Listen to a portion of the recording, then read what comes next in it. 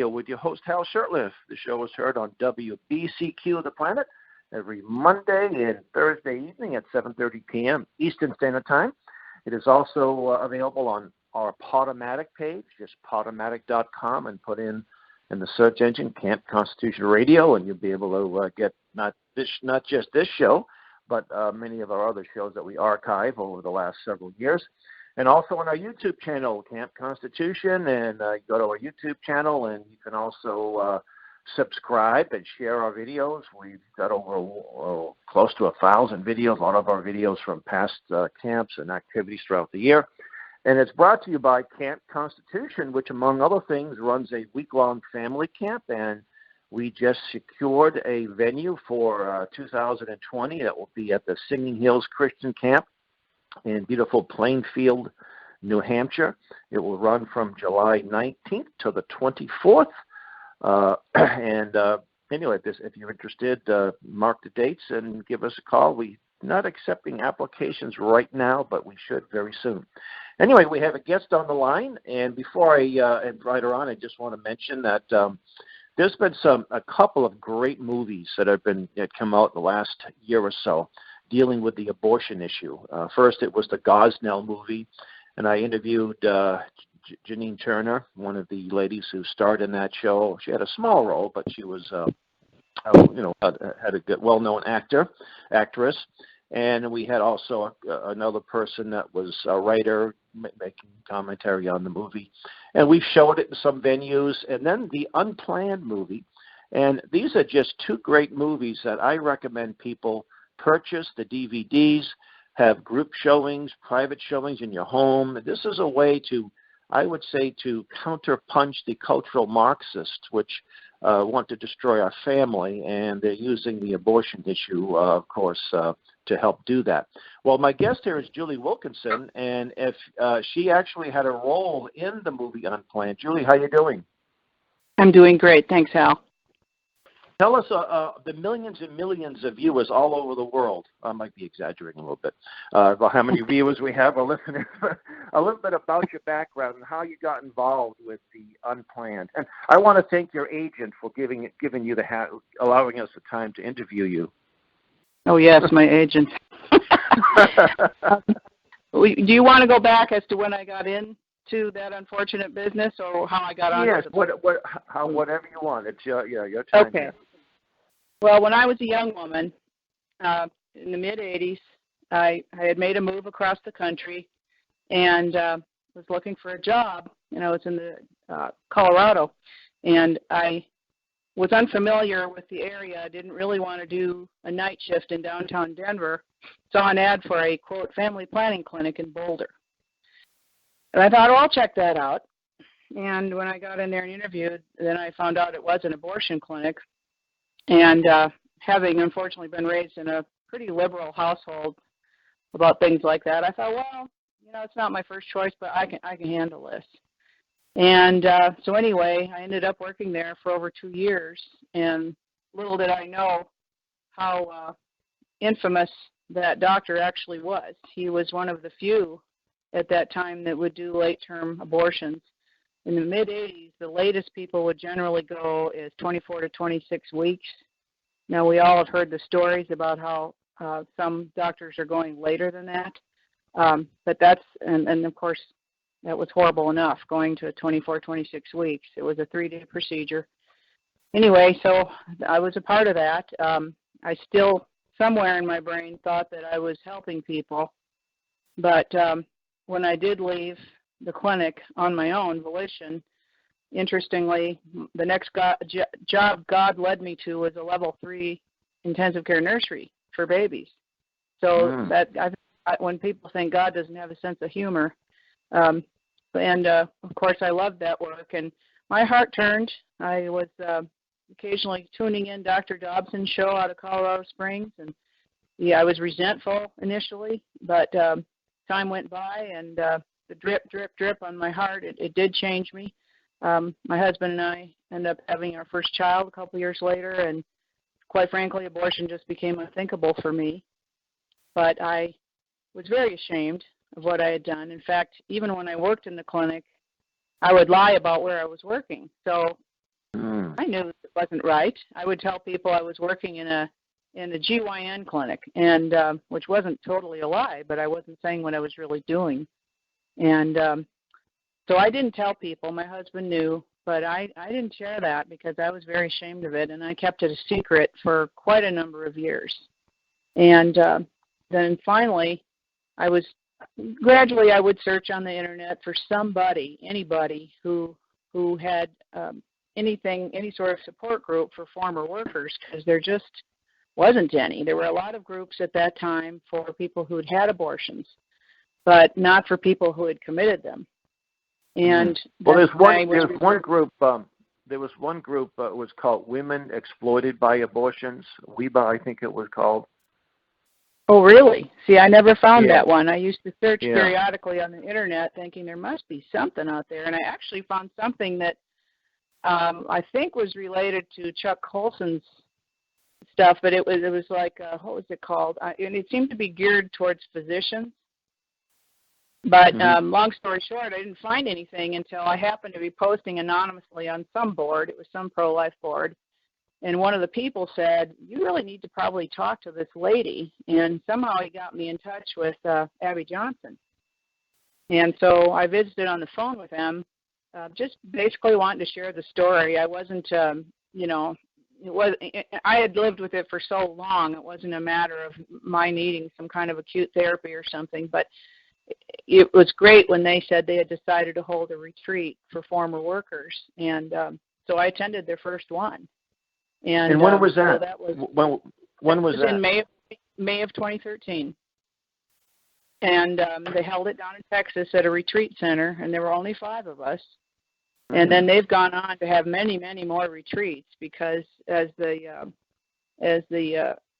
call the group "And Then There Were None," and it's a way to try to support and empower abortion workers to get them out of the business, to give them emotional support, and they are able to give them some financial support and assistance with rewriting resumes and doing things so they can get a job that has nothing to do with abortion. So it's really been a great thing. I've made lifelong friends out of that group because, truthfully, nobody who has never worked in that business, understands, and I'm thankful for their sake they don't. So, so that's how. Anyway, I'm sorry. Then I skipped through that part, and then what happened was when Unplanned, which is Abby's book, that book was published a number of years ago, and I'd heard through our little we have a closed group on Facebook, and they talked about how she was going to get a movie made, and we were all happy that the word would get out. And then it came to be filmed at Oklahoma, where I live, because Oklahoma offers tax incentives to movie makers. So it was filmed here, and I knew it was going on, but I was not a part of it in any way.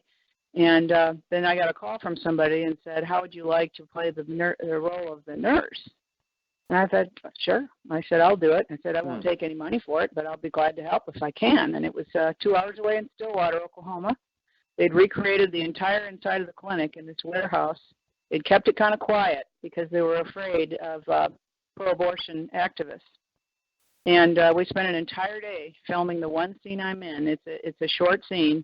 For anyone who's seen the movie, it's the one where Abby's asked to go in and help hold an ultrasound. And that's the first time she actually witnessed an abortion happening, because she had been an administrative type of person. And she was horrified, and she never went back to the clinic after that.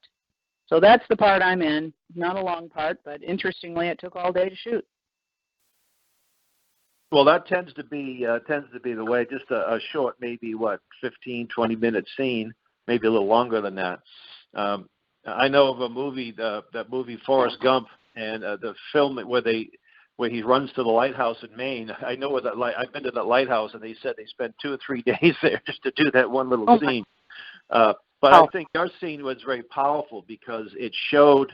Maybe you can explain that procedure. But it showed the little the baby, the ultrasound picture, and then the tube went in, and it looked like the little baby was basically fighting for dear life, and then it sucks it out, and just then you see all the blood going through the tube.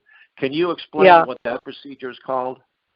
Well, that is an earlier type of abortion, not a late term. Generally speaking, when I was working at the clinic, they couldn't do anything like that, exactly like that, up anywhere past about 12 weeks, maybe a little bit less. And they would do a 2-day procedure. What he did, he would put in something called laminaria, which dilates the woman's cervix enough to where he can get that tube in. And when I was working in it, they weren't ultrasounding while they were doing it. And some doctors to this day may not. This doctor preferred it that way, and he liked to be able to see. I guess it helped him figure out that he'd gotten the job done. The rest of the guys do it, and it's kind of by feel, I guess. They're feeling what the instrument's doing. But in any case, yes, it makes it a very vivid. The actual ultrasound they used, by the way, was not a copy of an ultrasound of an actual child dying. But what they did was they used an actual ultrasound of I think it was one of the directors in utero child. It was just a normal ultrasound that had been done. And then they did whatever sort of media, the guys who can do that kind of stuff, I don't even know what word I'm looking for. They altered it to make it appear. So they did not by any way, shape, or form want to be disrespectful of a living person who actually died that way. Right. So it was a simulation then. Right. They simulated it. You're actually seeing part of an ultrasound of a real baby, but the part where the doctor starts to suction out the baby is simulated. And, of course, babies are little at that time, extremely fragile, and you can just imagine how easily it would be to destroy a little body. I don't want to get too vivid with this, but I think something that's important for people to remember is there's a very common lie that we're told by pro-life people, or pro-death people, pro-abortion people, that they don't feel anything. And that's nonsense. It's been proven that that's nonsense. Of course they feel something. And it's just, that's a thing that weighs heavy on my heart quite often, is thinking of how, that I participated in something that caused such terrific pain to somebody. And yes, indeed, it goes through the tubing into this little jar. And then you turn off the suction, which was the nurse job. Turn it on, turn it off. That's the nurse job. And then you take the jar into a back room, which could be like in Abby's story, the POC, which means the product of conception, or some back room.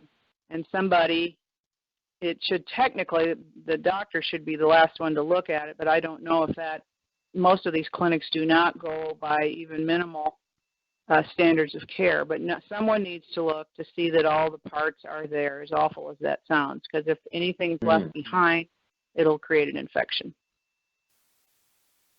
So that's where the suction abortion is. Now, you mentioned the doctor that did in the movie. You said he was an abortion doctor at one time. Yes, his name is Dr. Anthony Levatino, and you can search YouTube. You can search on YouTube, and you can find he has made actual videos to help people understand what happens in an abortion. He's profoundly pro-life, has been for decades, and I was kind of excited to get to meet this person because I'd read about him. And I was I was glad to be able to shake his hand, because anytime you've done something like that and leave it and then try to continue to go public, you're going to need your armor on, because it's going to hit you. And I'm sure it's hit him quite a bit. But I just thought that was incredible that he was willing to do that role. And he portrayed a kind of a nasty guy. When in the movie, Abby is trying to stop the blood, and he grabs her and kind of like throws her aside, and then he's sort of joking about when he's aborting the baby. He says, "Beam me up, Scotty," and the blood, the baby is sucked out. It's almost like I wonder if that was his mindset at the time he was doing that. Well, I think that I don't care who you are, unless you are a bona fide psychopath. I don't know how it cannot affect you in some way. And people come up with all sorts of little mind games to help them. to rationalize what they're doing. I mean, I just, Yeah. Mine was that I was helping these college girls. So this was in Boulder, Colorado, where I worked. The clinic, by the way, run by Warren Hearn, is still running to this day. He's 80 years old. Wow. Now, in the movie, the Abby, she is a church-going person, and they make reference to the abortion doctor that was murdered. It was a well-known case, and I think I'm trying to think of his name. He was a friend of Gosnell too, and Yes. I think wasn't he in a church when he was shot? Yes, he was. He was actually, I can't remember if he was one of them that handed out programs or whatever, but he was in the entryway apparently, and so that guy, that's where he found him. His name was George Tiller. That's George Tiller, because in the movie there's a scene where George Tiller's it becomes news, and then Abby's really concerned about the safety of her family, and right. And it's just fascinating that these churches are, there's something wrong with these churches when people are members of these churches that are doing these things. And they're members in good standing. I mean, it's something. There's a disconnect here. What aren't the pastors? And I think a lot of the churches are just so afraid of offending people, and offering support. It's a great opportunity for ministry. Repentance, and I know a lot of people have had abortions, and that's unfortunate. A lot of men and have had their wives or girlfriends have abortions. But isn't that what repentance and forgiveness is all about? Instead of saying, "Hey, we'll just be silent on we won't take a stand on it," because they're afraid of offending somebody. And then, and I think it makes matters worse because you get a lot of people in the church where they're not getting the right message, and therefore it must be okay. I mean, it's legal and it's safe. Now, I think we should talk a little bit about Planned Parenthood. Now, your clinic was a Planned Parenthood clinic? No, Warren Hearns is a free and independent clinic. Oh, okay. Abby Johnson worked for Planned Parenthood, and many of the friends I've met, the former workers, probably most, are from Planned Parenthood clinics. And, in fact, I'm going to speak briefly at a small 40 days type thing. I'm sorry, I'm rambling a little bit, but Planned Parenthood is the one most people hear about, and they're by far the largest. And, of course, they've managed to suck a great deal of taxpayer money because they use the excuse that they're helping people with their favorite one is breast exams to help people not get breast cancer. I'm sure they do treat STDs and they give birth control, but no Planned Parenthood clinic in the country is capable of doing a mammogram. That requires a very expensive equipment. I know because I had breast cancer in 2006, went through all that, and there's no possible way that they can diagnose breast cancer in a Planned Parenthood clinic. But so many people will hear that and say, "Well, poor women aren't going to be able to get their breast exam." The lie's been going on for so long, and millions. So that's a total lie. That's a total lie. They don't even do. You're saying they don't even do breast exams? They might be able to do a manual one. I mean, I'm a nurse. I could do a manual breast exam for something obvious, but you're certainly not going to be able to diagnose any sort of small tumors. I mean, that's impossible. You have to have mammograms for that. Oh, and they it's interesting too. I'm very familiar with the history of Planned Parenthood. Of course, Margaret Sanger, the founder, and she's still revered by many politicians. And I have to say, her impact in the black community, I would say that she probably has had more negative impact in the black community than anyone alive, because she launched something, as you know, called the Negro Project in 1938. Yep. And in those days, they weren't aborting, at least legally. They were giving birth control, and she considered certain groups of people, blacks, Mediterranean, Southern Europeans, Mediterraneans, Hispanics, to be inferior. And there are certain whites, white people that she considered people with what she would consider low IQ. And she was able to get many in the black community, pastors and doctors, to buy into it. And today, the black population is basically leveled off at about 13%. Yep. And every single black member of Congress who's a Democrat supports Planned Parenthood like it is a holy organization. And, of course, the former President Obama was a big supporter of Planned Parenthood. And it just amazes me. They're very quick to call somebody a racist and, point the finger at people who are racist or what have you because they don't buy into their agenda. Yet they support an organization whose roots are racist. Is that correct to say? It's an amazing thing to me. It's the classic, there's an elephant in the room and no one sees it. Planned Parenthoods choose low-income neighborhoods. They choose places where people of color may be more likely to live. And it's incredible that they are able to continue. And I don't know if to this day any of them think about it in a eugenicist way, but the bottom line is that instead of helping someone, actually helping them carry a pregnancy and support a baby, their one solution is just go ahead and get rid of it so you can get back to your life. And, of course, no one ever really does. Most women have at least some level, if not severe, level of suffering following that loss. And in fact, I just found a very interesting article yesterday about the elderly population because, of course, abortion became illegal in 1973, but we all know people were having illegal ones, probably for thousands of years. But they were talking about this elderly lady, this article on this one, who was 80 and was feeling so sad about the 2 babies she had aborted. And when she had somehow let her adult children know, and they were sad to know they'd lost siblings. And I thought to myself, wow, that's a population that I don't even think of that much, because it is something that most people do feel shame for and aren't going to share with people. And I know about the shame because I kept my work in the clinic private for so long because I can see the flicker in someone's eye when I tell them that's what I used to do.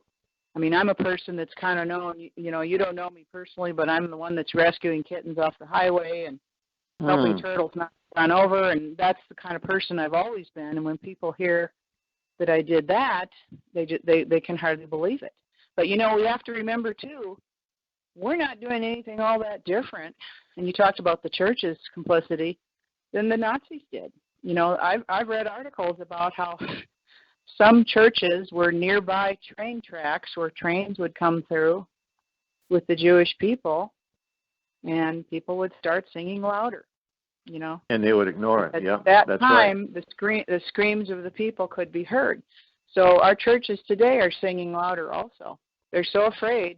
Instead of reaching out and helping that person in your audience heal, they're just not going to say anything because they might insult someone. And I've seen statistics as high as at least 30% of people in any congregation will have had a first-degree affiliation with abortion. They've either had it themselves, daughter has, mother, whatever. And I don't doubt that number. I don't doubt it at all. It may even be a little higher, and it's hard to believe. Yeah. In the movie, I thought the movie was very well done, and of course, I'm sure the books always tend to be better because it's hard to take a book and then put it into a movie context. Like the Gosnell book, which I read, portrayed Gosnell much more nasty, vicious than he was in the movie. As good a job as it did, and of course, that it was a very complicated case that. In the movie, it didn't say much about it. His wife was mentioned, that she wasn't even depicted, but she was the one that helped him on his Sunday morning abortions, where they did late-term abortions. Can you explain the late-term abortions? You say it's a 3-day procedure. Can you explain that procedure a little bit? Well, the ones that I was a part of was the type where, and I don't think this is done this much now because they have a different procedure, but when I did it, they would have to do 2 days of increasing dilation of the cervix, and then on the last day, they would insert a heavy-gauge needle in the abdomen. The doctor would, and he'd withdraw, amniotic fluid, a certain amount, and then instill a very hypertonic saline solution. Everybody's heard the term saline abortion. And that, of course, was horrendously destructive to the baby, to the placenta. And then I had the fun job of going in there because it would take several hours. We'd put them in their own room where they could, rest and, wait for labor and all this. And I had to go in there and listen for heart tones before he would initiate finishing the procedure. And if there were still heart tones, and when I think of my young me being that person who I just don't know. I don't know why I was still okay. Like I said, there was just this weird shouting voice in my head that told me I was helping this 15-year-old, 14. Quite often it was young girls who'd hidden a pregnancy, and they'd come from other states, because it was difficult to find someone that would do an abortion that late. Wow. And so then he would, she sometimes would deliver an intact baby, but many times it was dismemberment. And so dismemberment is mainly, they don't instill. I don't believe they're using the installation procedure where there were probably risks with side effect with that, but they're doing dismemberment, and of course you're using sharp tools. And you're using, many times, the doctors doing that, their motives, are not pure. We already know that. And they probably aren't the top of their class from OBGYN. And you hear about, quite often, it didn't literally happen in my clinic, but perforations of the uterus just the other day, because apparently 911 calls are public. And Troy Newman's group keeps track of all those, and this young woman, very young, she had to go by 911 to a hospital, and they ended up having to do a hysterectomy because he had damaged her uterus that bad. And that's not common. Of course, the worst case scenario, needless to say, is hemorrhaging to death, and that happened to a young kindergarten teacher. And this was in Ohio, and I'm pretty sure it was Leroy Carhart. He goes to different states and does them. And, and he did something, and